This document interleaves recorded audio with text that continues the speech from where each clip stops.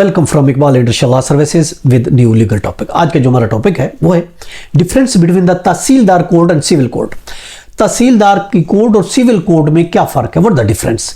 देखिए, तहसीलदार की कोड अगर हम बात करते हैं, तहसीलदार की कोड जो है, याद रखें, ये कोड पंजाब में जो दही खासकर इलाके होते हैं वहाँ ये कोड्स मौजूद होती हैं, तहसीलदार कोड। वहाँ सिविल कोड्स भी होती हैं, उसके साथ तहसीलदार कोड्स भी होते हैं, सिविल कोड्स। अब इसमें क्या डिफरेंस है ये थोड़ा सा आज हम देख रहे हैं। देखिए, अहम फर्क जो है, तहसीलदार जो कोड होती है वो रूरल और एग्रीकल्चरल रिलेटेड केस को डील करती है, जबकि सिविल कोड सिविल डिस्प्यूट जो कि अर्बन एरिया में प्रॉपर्टी से रिलेटेड हो वो डील करती है सिविल कोड। तो ये मेन फर्क जो हो गया, हम आपको बता रहे हैं मेन फर्क तहसीलदार कोड और सिविल कोड में ये फर्क है। यानी तहसीलदार कोड रूरल एरिया के लिए होती है और रूरल एरिया में जो एग्रीकल्चर रिलेटेड जो केसेस है तो उसको तहसीलदार कोड डील करती है। बाकी जो सिविल डिस्प्यूट होते हैं जो अर्बन एरिया में होते हैं प्रॉपर्टी से रिलेटेड, तो वो डील करेगी सिविल कोड।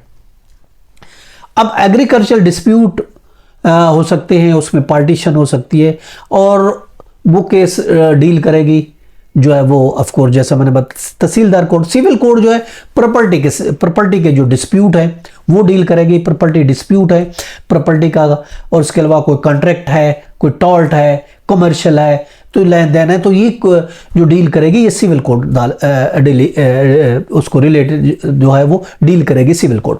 अब तहसीलदार देखें वो कौन होता है। तहसीलदार याद रखें एक जुडिशियल अफसर नहीं होता। तहसीलदार एक यूं समझो एक रेवेन्यू ऑफिसर होता है और बतौर एडमिनिस्ट्रेटिव वो उस पर जो है वो कार्रवाई करता है। बतौर एडमिनिस्ट्रेटिव वो उसको कोर्ट बना दी जाती है, उस पर वो इस्तेमाल करता है, अपनी पावर इस्तेमाल करता है।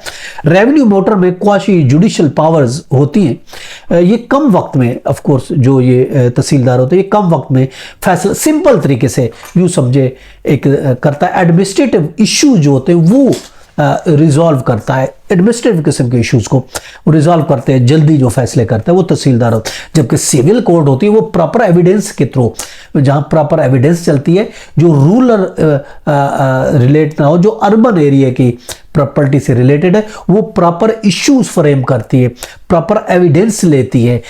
वो एक जुडिशियल ऑफिसर होता है सिविल कोर्ट में, तो वो फिर पूरे कानून को मद्देनजर रखता हुआ जो है वो उसका डिसाइड करती है। जैसे कि रूलिंग है हमारे पास 2000 CLC पेज है 1626, 2000 CLC पेज है 1626। ये था आज का लेक्चर, कल फिर मिलते हैं। अल्लाह हाफिज।